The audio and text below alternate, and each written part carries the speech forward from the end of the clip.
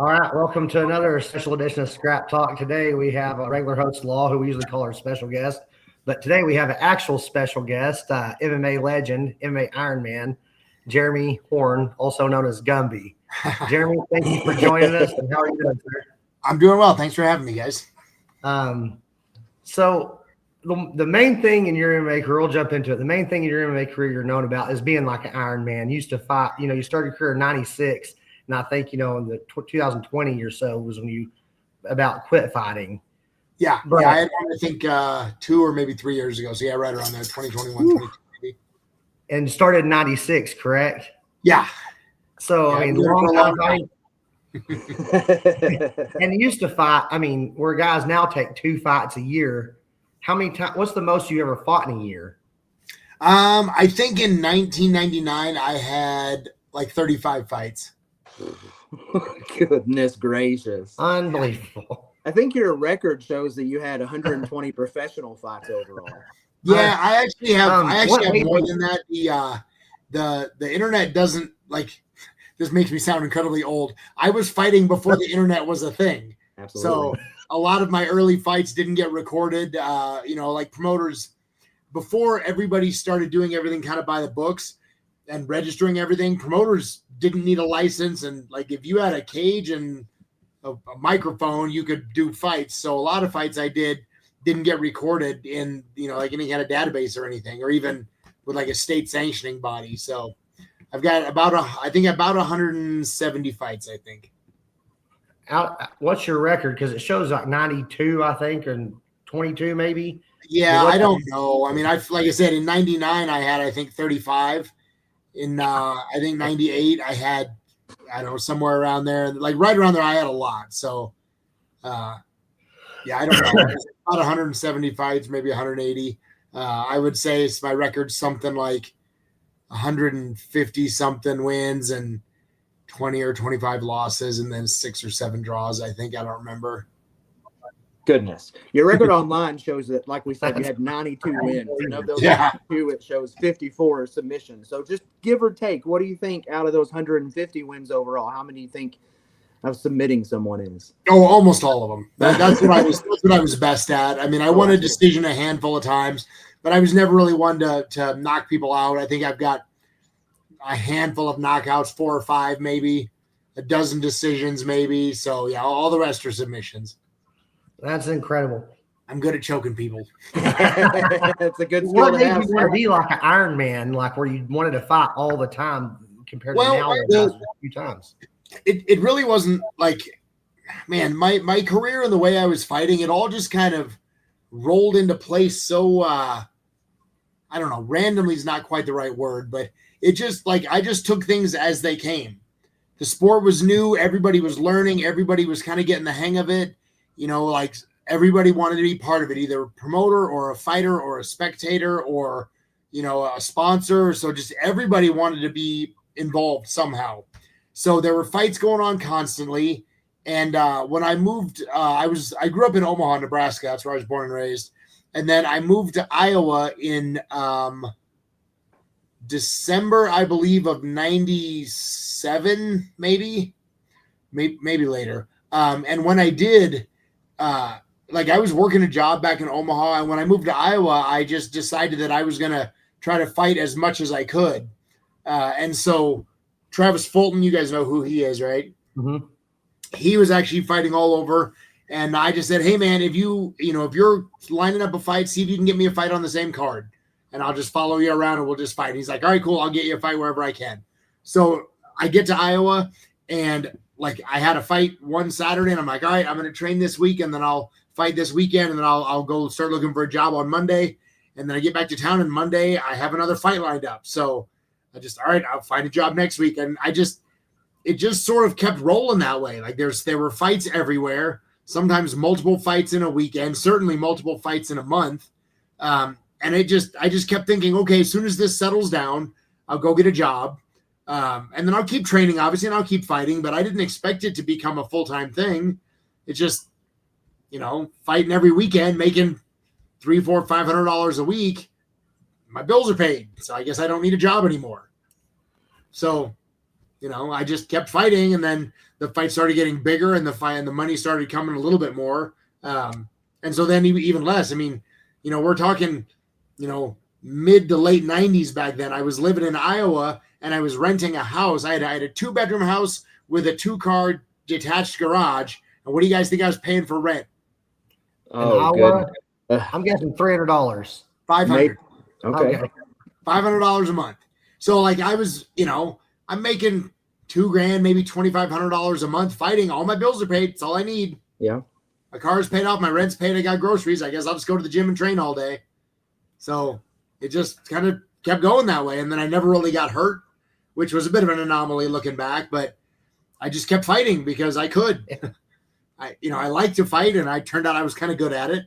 So I just kept doing it until the fight started spreading out. And then they started, as the fights, the space between the fights got longer, the pay was going up. So it didn't matter if I was only fighting once a month now, because now I'm making a little bit more. So yeah, just sort of kind of fell in my lap. It wasn't really something I tried to do. Okay. Well, you talked about how you got started when you lived in Omaha. Oh, did I lose you? How did you find, what made you decide you wanted to be a professional MMA fighter? Well, again, like I said, I didn't really plan on being a professional. I was training in Omaha. I was just doing at a local martial arts club because my older brother trained there, so I wanted to do what he was doing.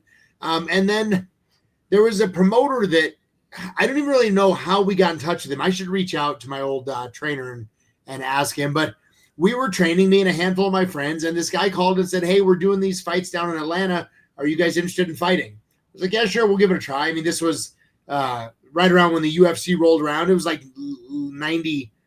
When was the first UFC? December of 95 or 96? I think the first was in 93, I think.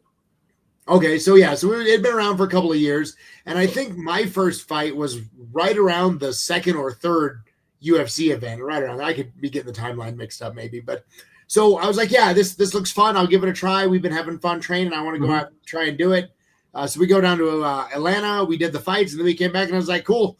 I'm going back to work. I'm just having fun fighting. Yeah. And I didn't plan on being a pro. And then, like I said, I met Pat at my second fight, Pat and Monty. And I was like, hey, you're good. You're better than me. I want to learn how to be better at this. I think I'm going to move to Iowa so I can train with you.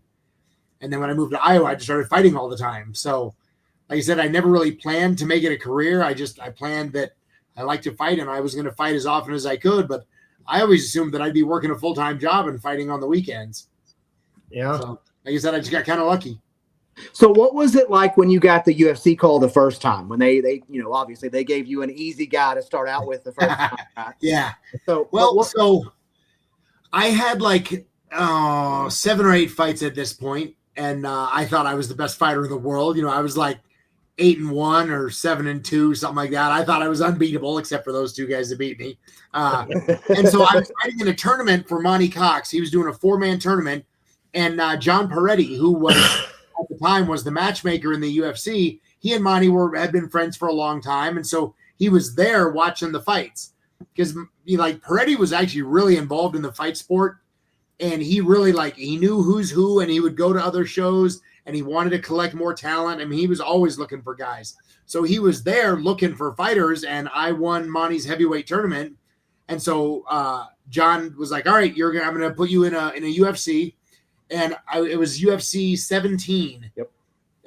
And I was supposed to be an alternate. I was supposed to fight Chuck Liddell for the first time as an alternate for the middleweight match, I think it was called, when it was Henderson and Alan Goes and Carlos Newton and Bob Gilstrap. So they were going to do a 4-man tournament, and I was supposed to be an alternate against Chuck Liddell for that tournament. And then at the last minute, they decided to add Frank Shamrock to the card, and they let him pick who he wanted to fight. So he picked me. And so I ended up fighting for the title. And the guy that I beat in the finals of that tournament, Noe Hernandez, was the guy that they brought in to fight Chuck as an alternate instead of me. Wow. So, yeah, I just looking back, it should have hit me harder than it did. I've had 8 fights. And now I'm fighting for the world title against a guy that is, he had just beaten Kevin Jackson and Igor Zinoviev in 30 seconds each. And that should have terrified me. But for some reason it didn't. I knew that they didn't expect me to win. I knew that I was basically a sacrificial lamb, but I thought, man, nobody can beat me in 30 seconds. I mean, he'll win, but I'm going to make a fight. And so like, there was really no stress fighting Frank Shamrock, because I was like, yeah, whatever. This might get my foot in the door, and I'll see how good a fight I can put up. I know I can last longer than 30 seconds. He just beat 2 guys in 30 seconds. I know I can do better than that. And so, there was no stress fighting Frank. And then the title didn't mean anything because, again, they didn't expect me to win anyway. I'm fighting Frank Shamrock, so I didn't give a shit about any of that. And I don't really care about titles anyway, so it was just another fight to me. Should have been more stressful than it was, but I just didn't care. Did it feel different the first time you were fighting under the UFC banner? Not really, because back then the UFC was certainly a bigger show than all of the other shows, but it wasn't that much bigger. So like I fought Frank in the UFC, and then I think a month later I was fighting back on a local show in front of 200 people. Okay. I don't remember exactly, but the UFC didn't do long contracts the way they do now. They would do, it's a single fight contract. And if you want to go fight somewhere else next week, go ahead. We don't care. Oh. And then if we like you again, we'll offer you another contract when we're doing another show. So if you look at my record, I fought in Pride, and then I fought in a local show in Minnesota, and then I fought in the UFC, and then I fought in a local show in Indiana. And then I fought, in somewhere in Japan in rings or something. So the contracts were it was a single fight contract, and you'd fight wherever you want. That's interesting. So the UFC was a bigger show, but not that much bigger. I mean, I'm fighting on a local show here in front of 300 people, and the UFC's doing an event in front of 10,000 people. Like, all right, it's bigger, but it's not like it was today, or like it is today, rather, Yep. Well, the first time you fought Chuck Liddell was your second fight in the UFC. Right. And a lot of people don't everybody knows Chuck Liddell from the guy from the Ultimate Fighter that was the coach of the Ultimate Fighter knocking everybody out, but you submitted him at UFC 19, right? Like, that's a huge feather in your cap there. Like, was he a feared striker, or what did you know about him going into that fight? Nothing. I mean, we didn't know anything about anybody.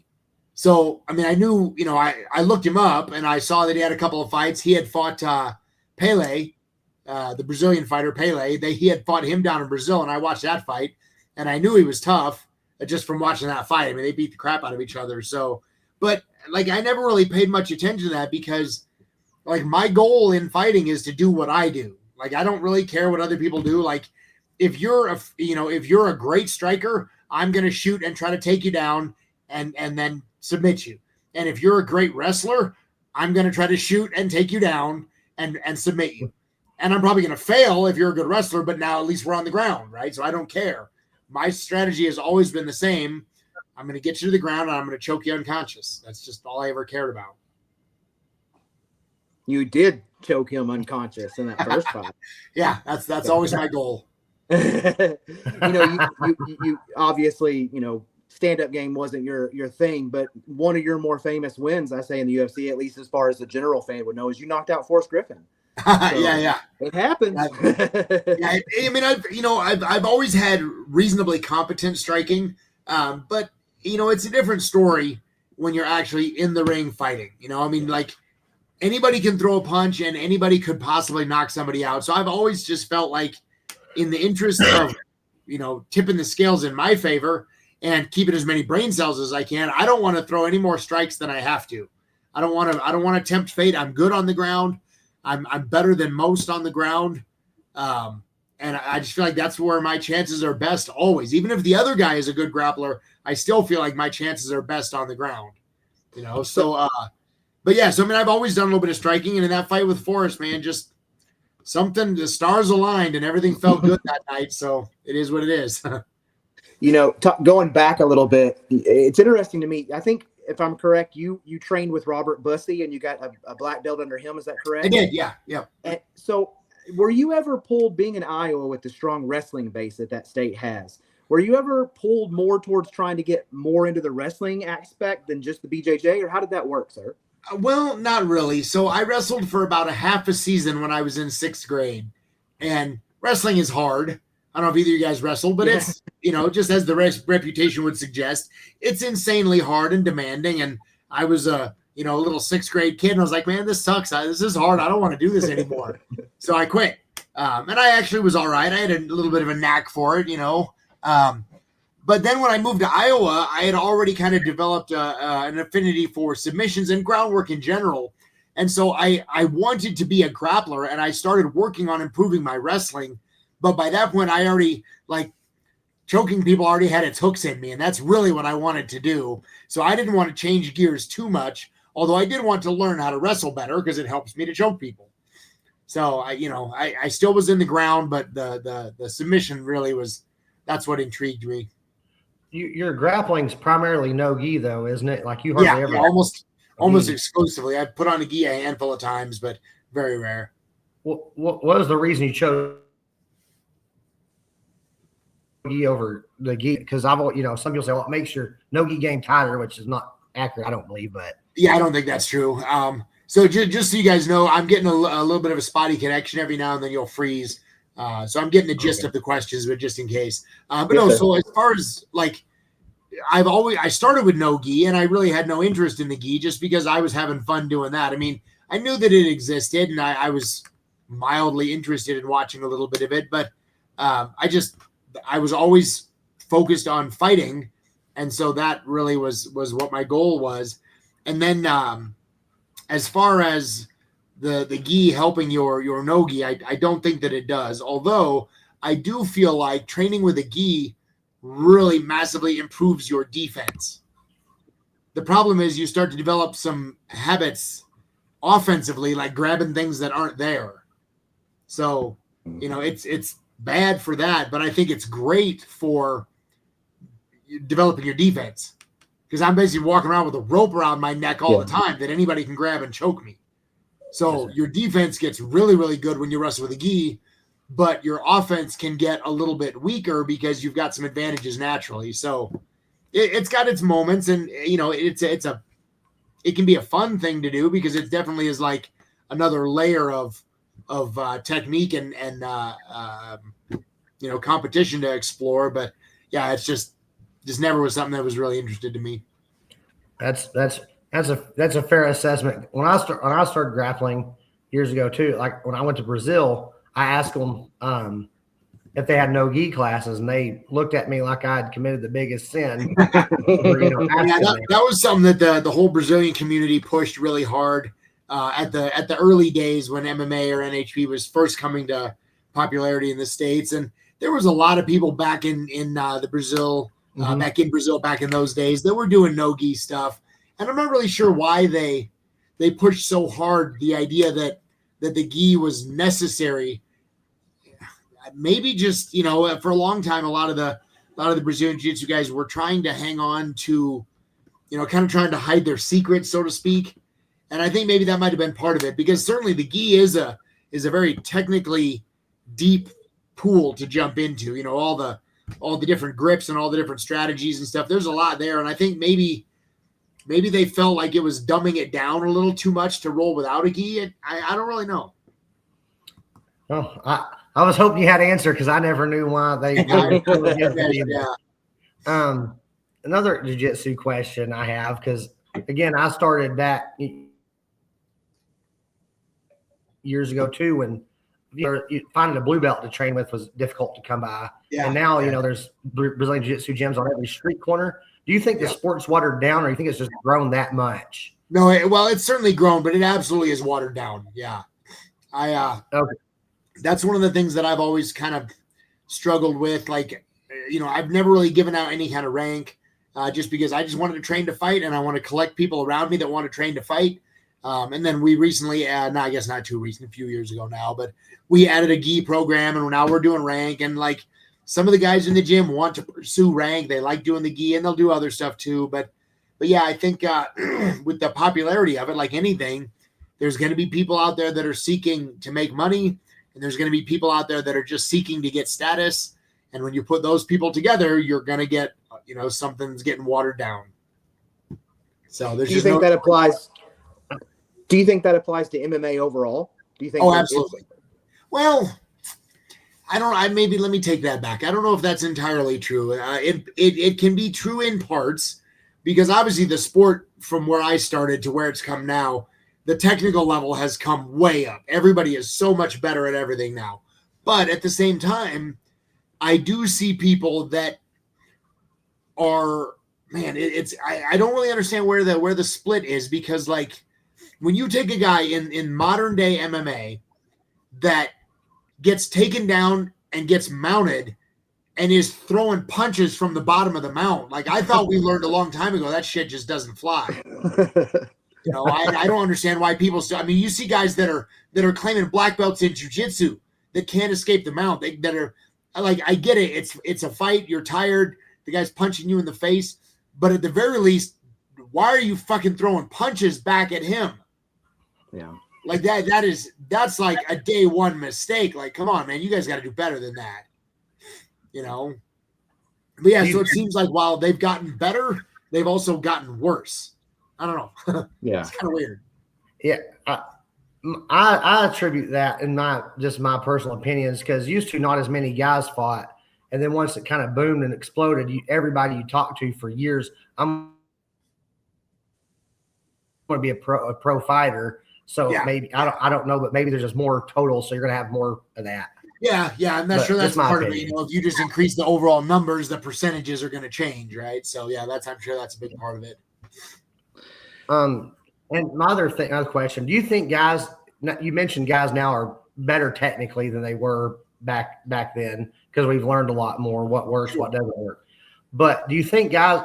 I feel like they're not as tough as they used to be in the sport. Do you think that, and what do you attribute that to? If you agree, with me? Yes, some yes and no. You know, some individuals are very tough. I've seen some guys fight through really nasty injuries. You know, guys getting their knee, you know, tearing their ACL in the middle of a fight, that kind of shit. There's some really tough guys out there.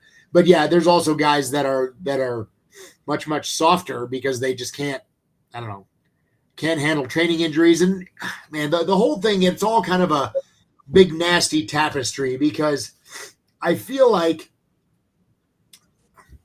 as people get better in training, they start to dial in the specifics of training, like, you know, adding better nutrition and understanding really how to dial in your fitness side of things, you know, to really maximize that.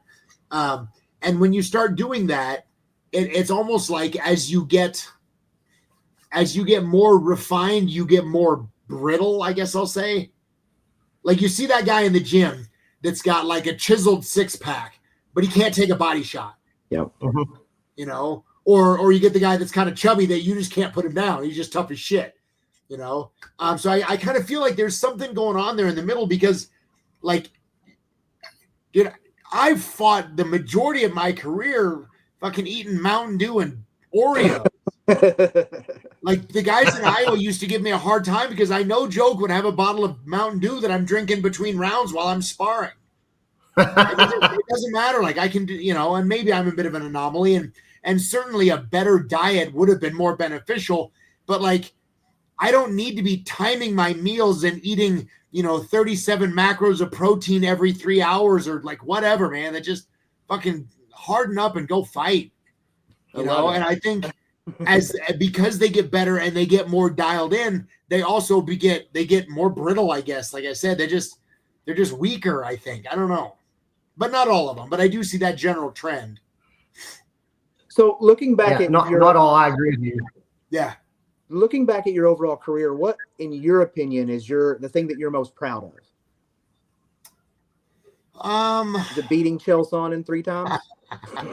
No, man, I don't really know. I mean, honestly, I would say what I'm most proud of is what I've done as a coach and running a gym and helping other people get better and having other people improve their lives and benefiting so much from martial arts. So that's one of the biggest things that I still have tried to remain true to is like, yes, I'm a fighter, but I think part of the reason I've had some success is because all of my training, my entire life, I've never thought of myself as a professional fighter training for a fight. I've always thought of myself as an individual that's training to defend myself. Like I'm learning how to fight because I'm going to get jumped in the street one of these days and I need to know how to fight. So all of my training, like, I mean, imagine, back in the day where, kicks to the grounded opponent, elbows, knees, all of that shit was legal. Yeah. That's still how I train. We don't do that stuff, but like if I'm laying on the ground, I'm not going to get up lazy because you're going to kick me in the face.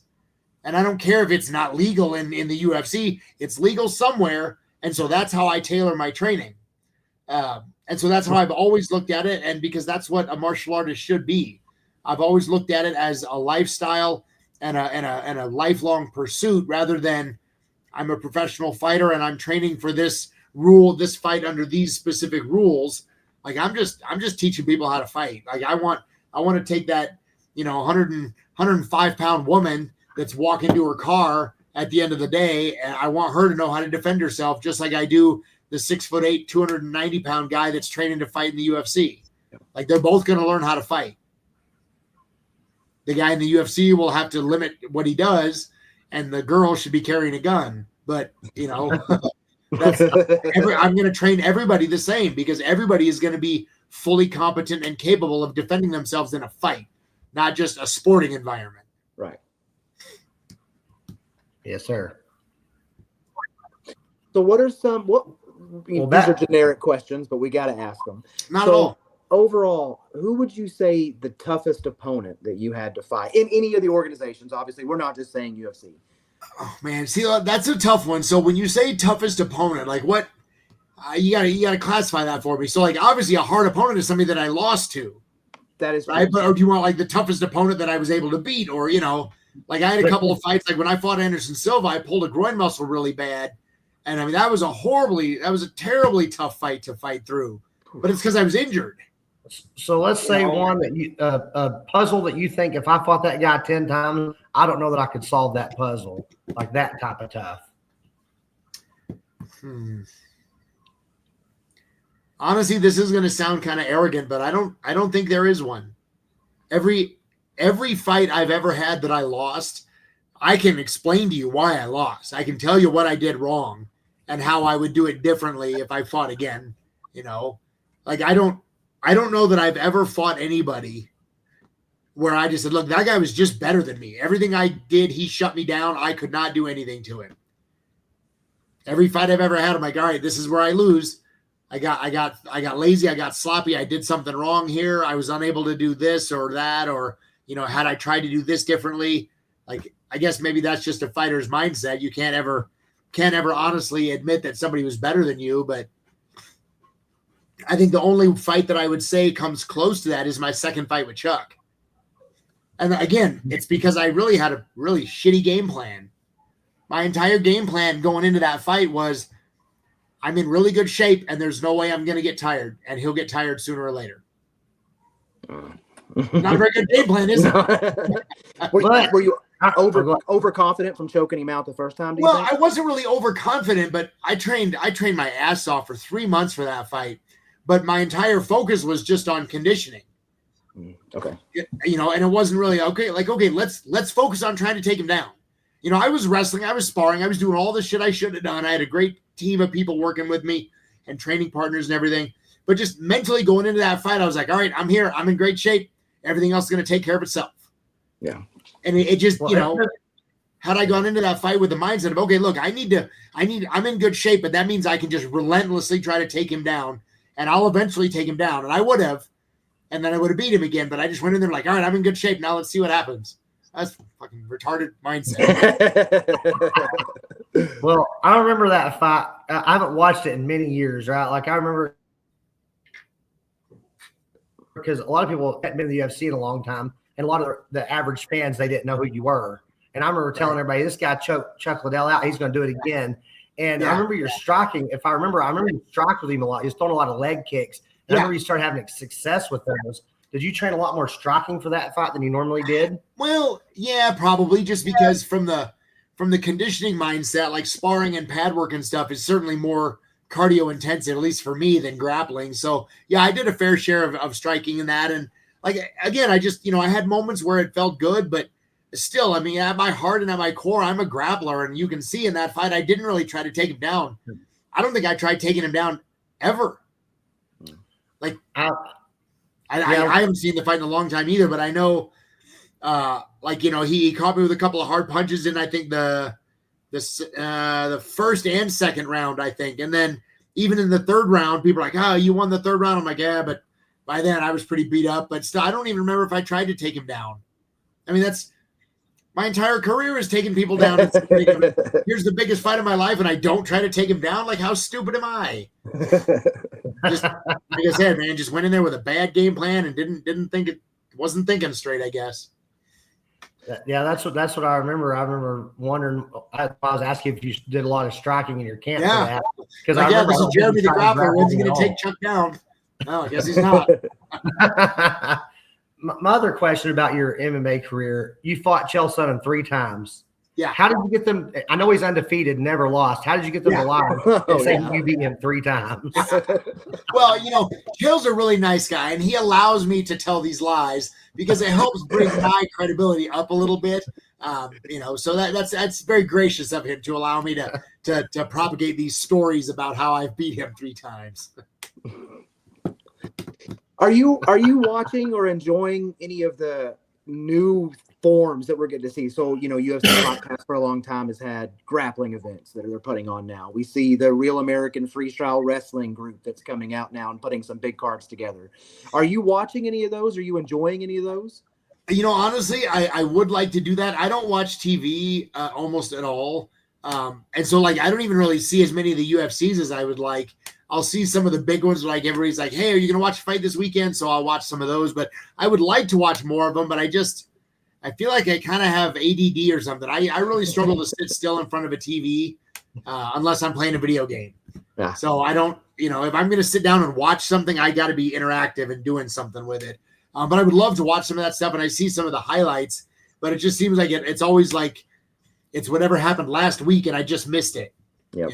So I need to get more on the ball and really catch up. They're doing that Paramount thing when they're coming back, and I actually might get an account there if they're going to have everything under one roof. I might do that. And probably pay for it for 6 months and never turn it on and then cancel it. Well, and you may have just answered this, but are there any current MMA fighters that you not keep up with, but you're really interested in watching fight, or you particularly like their fighting style? My dog's laying behind me licking something. Yeah, definitely. Any of the ones that have like a really high fight IQ, I think, and are specialists. I like that as well. So like Merab, I love Merab. I love I'm drawing a blank on his name. The guy that knocked out Max Holloway. Jeez. I feel like an idiot. I'm a fan of his, but I forget his name. Topuria, yes. Yeah.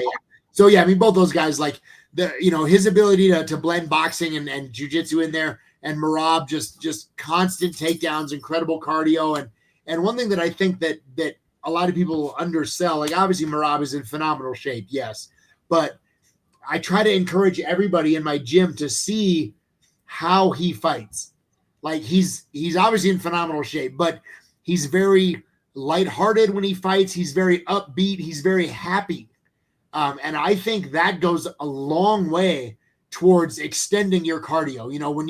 When you have that anxiety beating you down and you're scared if you don't get this takedown, you're going to get your ass kicked. Like that ruins your cardio. But I mean, people brag about Merab will shoot 100 takedowns in a fight and only get 20 of them. Right? I mean, because he doesn't care. He's just going to tangle you up. He's going to try to take you down. If it doesn't work, oh, well, he'll back out and circle around and try it again, And I love that mentality. I love his perspective. And with, Topuria, obviously just his head movement and boxing. I mean, any of those guys, I like all those guys. I don't like the guys that are just super athlete, eyes closed flailers that have a good sprawl. Like that's very boring to me. Just flip a coin and tell me who wins. I don't care. What about the new style? Is that the Dagestani wrestling style, kind of heavy with the legs, keeping legs trapped up all the time? How do you like that? I like it. I like it. I mean, I can see why it's not very fan friendly because people don't want to see you laying on people. But like from an insider's perspective, I like it because I watch how they do it and I can really appreciate. I mean, they're not just laying in the guard going body, head. Yes, they're not super active with striking, But, man, if you can completely control and dominate somebody like that, more power to you.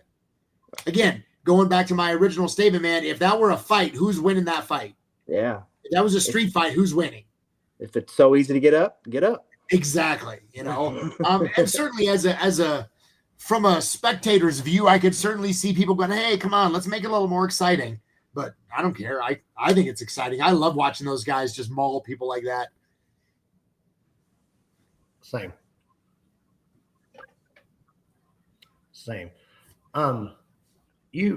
We'll just shift gears a little bit, but you fought for every major company from IFL, Bellator, UFC, Pride. I mean, you name it, you fought there in your career. My first question is, you fought in Pride. Uh-huh. Do you have any crazy Pride stories like everybody always talks about? Well, not really. I mean, it was in Japan, but it wasn't really for Pride. So when I fought Gilbert Ivel, my second fight in Pride, I don't remember exactly what year it was, but it was a long time ago.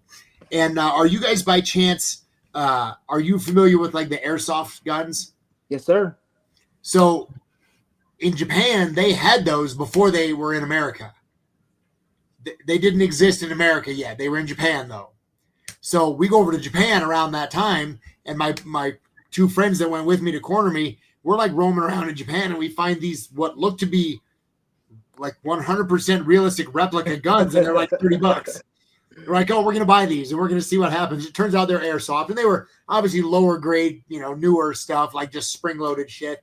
But so me and my two friends are running around Japan with airsoft guns, shooting each other. Like in the middle of the city. We're running around chasing each other with guns. It's the most amazing thing ever. And at one point, I go running around a corner, and my buddy was right there and turned a corner and smacked me in the face with a gun by accident. We just collided. So if you look at the start of my fight with Gilbert Ivel, I've got a cut on my nose right here because he smacked me in the face with the muzzle of a gun the night before my fight. Oh, that's great. Because we're just chasing each other around in the middle of, downtown Tokyo somewhere. Like, I don't care. I'm fighting tomorrow. So what? I'm having fun with these guns tonight. That's awesome. My next question, you fought in the IFL several times. It seemed like you were kind of big in it. The IFL was a unique style, the way they had teams, Yeah. Why do you think that didn't take off or really have success? Like, I felt like it should have. It was good fighters, good production.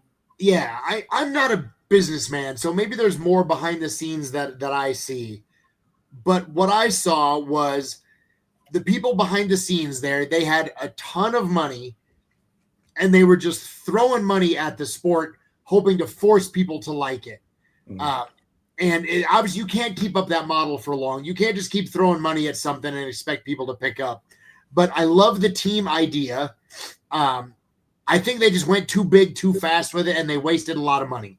Like, I don't know if you guys remember, but when the IFL, during its heyday, they were doing pay-per-view events where all they were doing was auditioning ring card girls.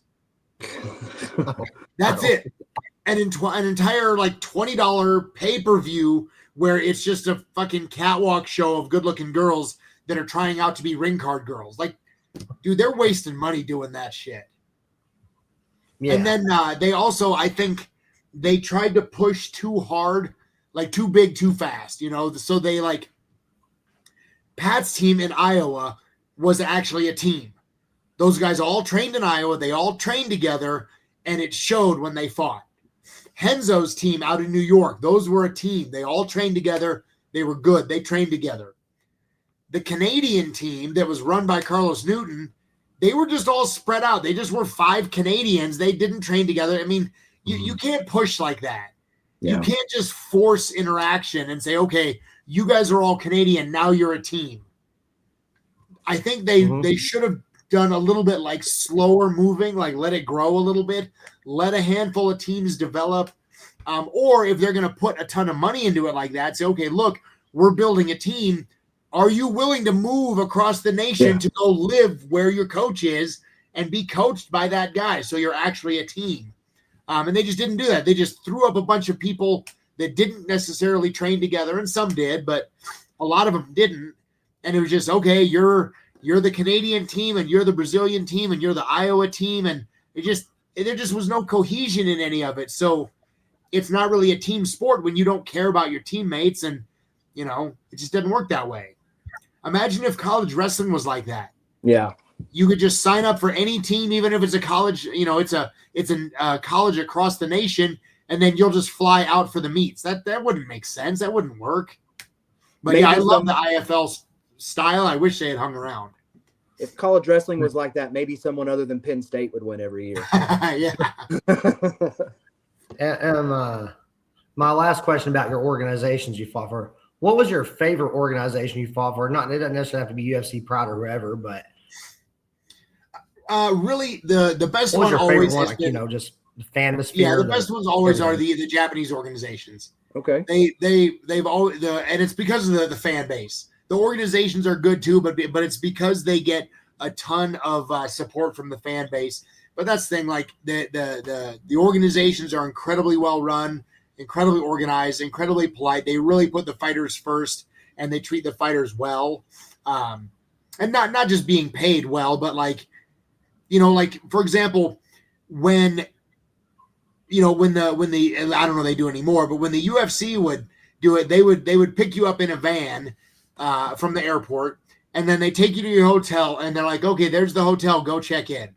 There should be a room under your name, and it's minor things, but and then you got to go downstairs and see this guy, and he'll give you some per diem money for food, and then you got to go see this guy and check in and blah blah blah. In Japan, they put you on a bus, they bring you to the hotel, and then they sit you down in the lobby, and they hand you a room card key and say, okay, here's your room. We already checked in for you. It's room 325. Here's a map of the area. Here's some money for your food, and here's your schedule. Tomorrow, we're going to pick you up here in the lobby to do this, this, and this. Okay, do you have any questions? Cool. Go enjoy your evening. Your room's already checked in. Here's the key to your room. There's the elevators. Just little things like that where it's just so much more attention to making sure, like, dude, I just flew halfway around the world. I don't want to stand in line at a hotel desk and try to get checked into my room, And it's not mandatory, obviously, but it's just really nice when they do stuff like that. And then you go to the fights, and the fans are phenomenal. Like, it doesn't matter if you go in there and get kicked in the face and your jaw broken and knocked out in 10 seconds. You're signing as many autographs as the guy that did it to you after the fight. That's cool. Because the Japanese crowd loves fighters. If you are willing to fight for their entertainment, they love you. They don't care if you win or lose. So that's huge. You can't, in America, man, you lose one fight, you suck, go home, retire, go kill yourself. Yeah. Yeah. But in Japan, they don't care. You get guys that, their record is 10 wins and 14 losses, and they don't care. The fans love them because you're willing to fight hard and you entertain them, and the fighters don't care either. Like, whatever, I'm fighting whoever I'm fighting. I don't care. Yeah. I'm making money. I'm living my dream. I'm fighting for a living. I'm going to go fight my heart out. The fans love me. I don't care if I lose. I'm sure they care, but like, nah, not really. Yeah. Right. So you mentioned that they're moving to Paramount, the Paramount deal. Everybody always has talked about that. It's going to change the whole structure of it. Do you think that we're going to see any unintended consequences? Because pretty much they're not going to be prize fighters anymore. They're not really trying to sell a ticket anymore because it's not going to be based on how many pay-per-view buys there were. I'm interested to see if that's going to hurt pay structure or anything to that nature. Yeah, I don't really know that much about the behind-the-scenes stuff like that. That's kind of a good point, though. I never really thought about that. Man, I don't know. Like, it's funny you mentioned that because I feel like there's a lot of guys out there that are much more interested in the money in the sport than actually fighting. And that's one thing that really pisses me off. Oh, yeah. Like I told you from the beginning, like when I started fighting, I fully assumed that I'd be working a full-time job and fighting on the weekends because I want to fight. My goal is to fight. My goal is to win. My goal is to beat somebody's ass and enjoy fighting. And if I make money on top of that, then that's a nice bonus. But if I don't make money, then I'm still going to fight.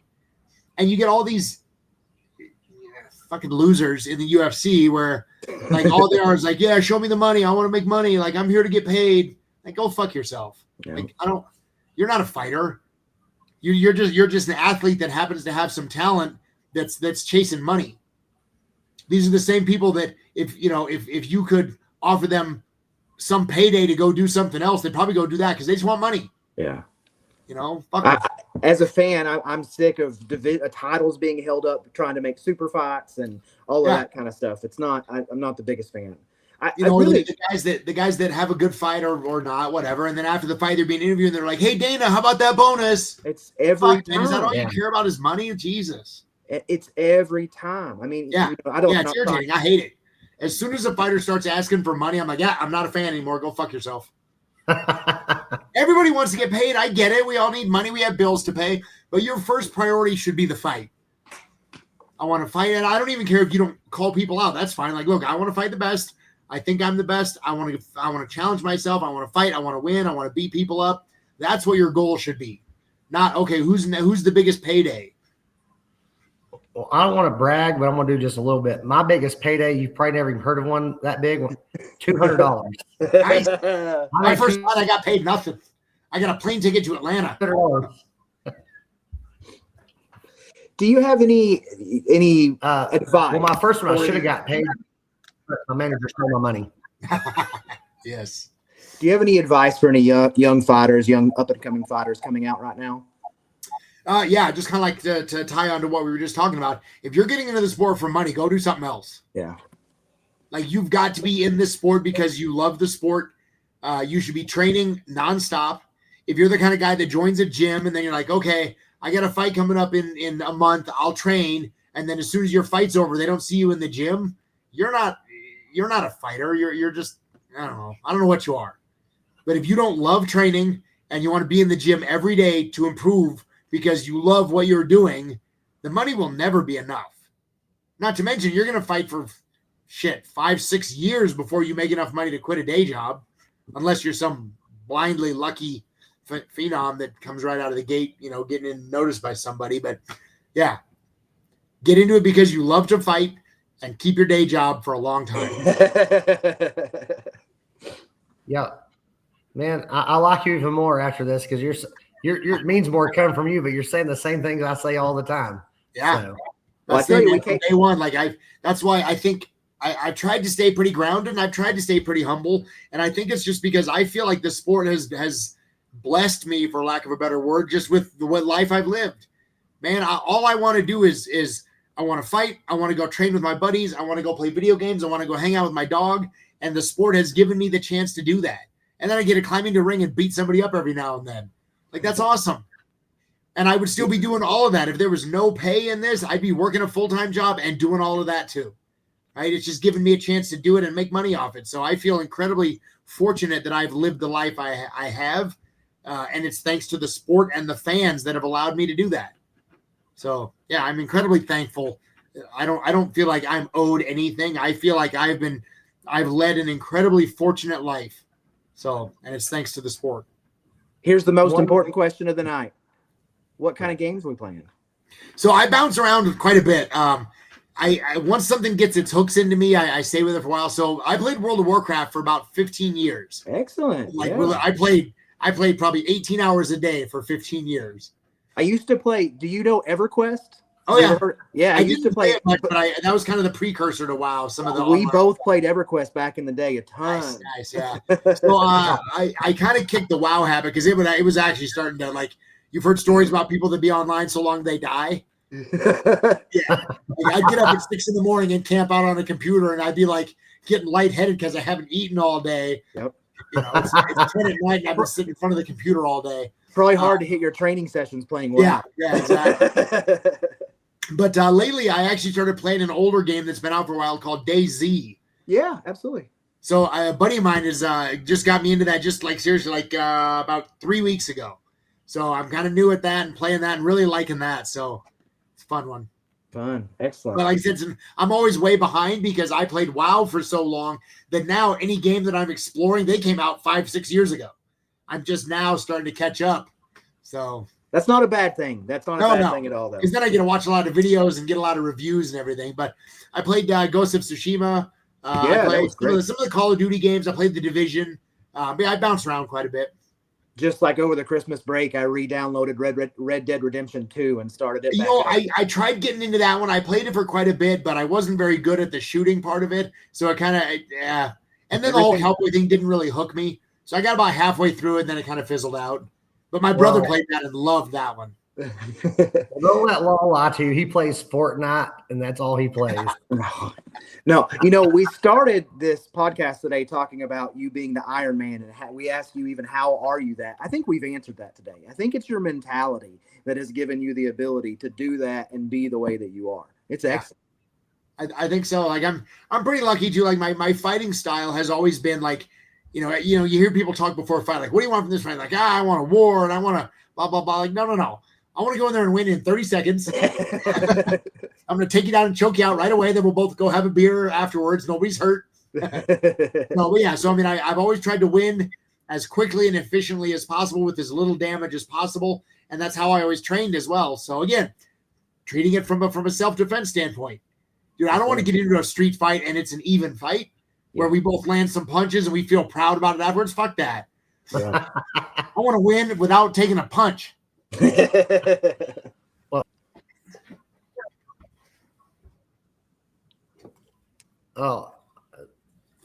Again, thank you for your time. We'll go ahead and cut it unless you got something you want to talk to us about.